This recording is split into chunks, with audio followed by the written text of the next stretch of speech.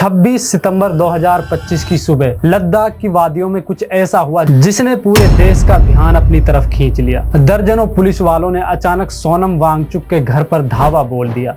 बिना किसी court order के तलाशी ली गई, उनके फोन और इलेक्ट्रॉनिक डिवाइस जब्त किए गए और देखते ही देखते उन्हें अरेस्ट कर लिया गया। इसके बाद सीधा एयरपोर्ट ले जाकर उन्हें जोधपुर ट्रांसफर कर दिया गया। सरकार ने उन पर लगाया नेशनल सिक्योरिटी एक्ट यानी NSA। यह एक्ट अपने आप में इतना स्ट्रिक्ट है कि सरकार चाहे किसी को भी बिना ट्रायल के, बिना किसी कोर्ट प्रोसेस के सीधे जेल में डाल सकती है, और वे भी पूरे 1 साल तक। सरकार का कहना है कि यह कानून आतंकवादियों और नेशनल सिक्योरिटी के लिए खतरनाक एलिमेंट्स पर लगाना जाना चाहिए, लेकिन यहाँ पर एक्टिविस्ट, एजुकेटर, इनोवेटर और साइंटिस्ट पर लगाया गया।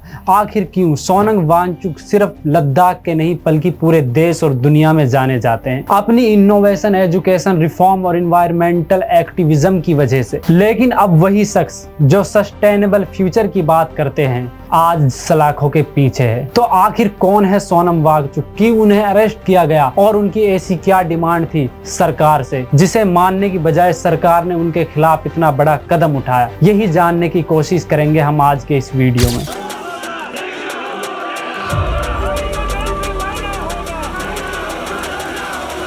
वो गांधीयन सोच का आदमी रहा है। रात में अनरेस्ट अगर होता है तो इसकी जिम्मेदार सिर्फ और सिर्फ हमारी गवर्नमेंट हो। गवर्नमेंट नहीं चाहती है कि यहाँ पीस हो।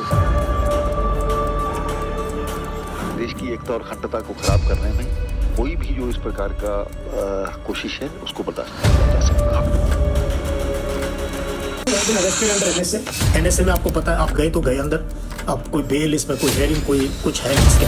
आप सभी ने 3 इडियट्स मूवी जरूर देखी होगी, लेकिन क्या आप जानते हैं आमिर खान का कैरेक्टर रेंचो वो पूरी तरह इंस्पायर्ड था लद्दाख के एक्टिविस्ट, इंजीनियर, इनोवेटर और एजुकेशनिस्ट सोनम वांगचुक से। सोनम वांगचुक लद्दाख में लंबे समय से क्लाइमेट चेंज के खिलाफ लड़ाई लड़ते आए हैं। उन्होंने स्थानीय स्तर पर स्पीच दी, स्कूल बनाए, यहाँ तक कि यूनाइटेड नेशन की क्लाइमेट कॉन्फ्रेंस में भी भारत की आवाज बनी। Hi friends, I'm here in Islamabad attending the Climate Change Conference Breathe Pakistan organized by Dawn Media in Pakistan, and I presented my views on what can be done in the high Himalayas at this time.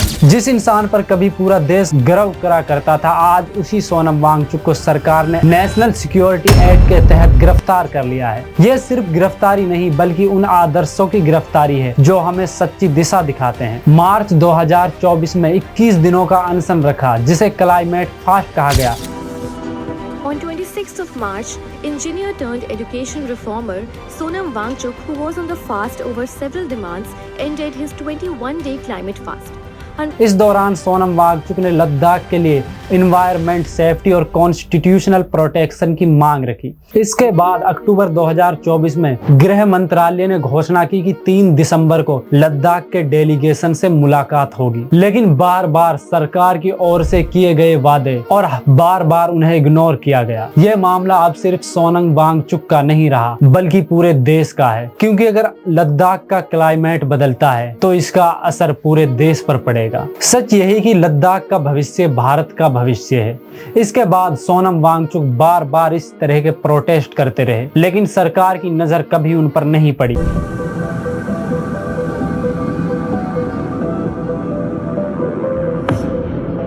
अगर पड़ी तो सरकार ने उन्हें ignore किया। दरअसल सरकार नहीं चाहती कि लद्दाख में हो रहे इन्वेस्टमेंट रोके जाएं, क्योंकि अगर यह रुकते हैं तो इससे उन्हें बड़ा इकोनॉमिक लॉस हो सकता है। वही आम जनता और इन्वायरमेंट एक्सपर्ट साफ देख रहे हैं कि इसी तरह से इन्वेस्ट से लद्दाख का इन्वायरमेंट पूरी तरह तबाह होने के कगार पर है। ग्लेशियर पिघलने लगेंगे जिससे बाढ़ जैसी समस्याएं बढ़ेगी, जैसा कि पंजाब में देखा गया। यह सिर्फ लद्दाख तक सीमित नहीं रहेगा। जब ग्लेशियर का पानी बहकर समुद्र में जाएगा तो वहां का सी लेवल बढ़ जाएगा। इससे समुद्र किनारे बसे शहर जैसे मुंबई, चेन्नई और दूसरे शहर, इनको गंभीर खतरा होगा। यह सिर्फ इकोनॉमिक लॉस नहीं बल्कि पूरे रीजन का फ्यूचर को इफेक्टेड करेगा। ऐसे में सोनम वांगचुक का संघर्ष सिर्फ लद्दाख के लिए नहीं बल्कि पूरे देश के लिए अहम बन जाता है। सोनम वांगचुक की जो डिमांड थी सरकार से। एक थी लद्दाख को स्टेटहुड का दर्जा दिया जाए और दूसरी लद्दाख को 6th शेड्यूल में शामिल किया जाए। तो जानते हैं आखिर ये 6th शेड्यूल है क्या और क्यों लद्दाख को इसमें शामिल करने की डिमांड उठ रही है। भारत के संविधान का 6th शेड्यूल खास तौर पर ट्राइबल एरियाज और उनकी कल्चरल आइडेंटिटी की रक्षा के लिए बनाया गया था। इसमें नॉर्थ ईस्ट के कुछ राज्य जैसे कि असम, मेघालय, त्रिपुरा, मिजोरम के ट्राइबल क्षेत्रों को स्पेशल कॉन्स्टिट्यूशनल राइट्स दिए गए हैं। यहाँ पर ऑटोनोमस डिस्ट्रिक्ट काउंसिल बनाई जाती हैं जिन्हें लेजिस्लेटिव और एग्जीक्यूटिव पावर मिलती है। इसका सीधा मतलब है अपनी land, natural resources, cultural heritage और लोकल लॉज की सुरक्षा कर सकते हैं। सरल भाषा में कहें तो 6th शेड्यूल एक कॉन्स्टिट्यूशनल सेफगार्ड है जो environmental protection, tribal rights, regional identity और एक्सटर्नल एक्सप्लॉयटेशन से बचाता है। सोनम वांगचुक का कहना है अगर लद्दाख को 6th शेड्यूल का प्रोटेक्शन नहीं मिला, यहाँ की इकोलॉजी और इन्वायरमेंट को नुकसान होगा। बड़ी कंपनियां यहाँ के नेचुरल रिसोर्सेज का अंधाधुंध शोषण कर सकती हैं, जिससे न सिर्फ स्थानीय कम्युनिटीज की बल्कि कल्चरल आइडेंटिटी भी मिट सकती है और आने वाली जनरेशन के लिए ये रीजन खतरे में पड़ जाएगा। अब सबसे बड़ा सवाल यह है कि सोनम वांगचुक की यह डिमांड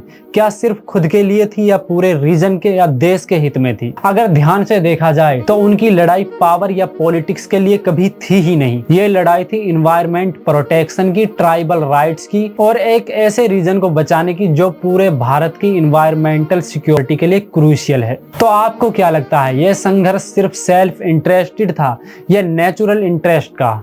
नीचे कमेंट बॉक्स में जरूर बताएं। अगर आपको वीडियो इंफॉर्मेटिव लगी हो तो हमारे चैनल को सब्सक्राइब जरूर करें।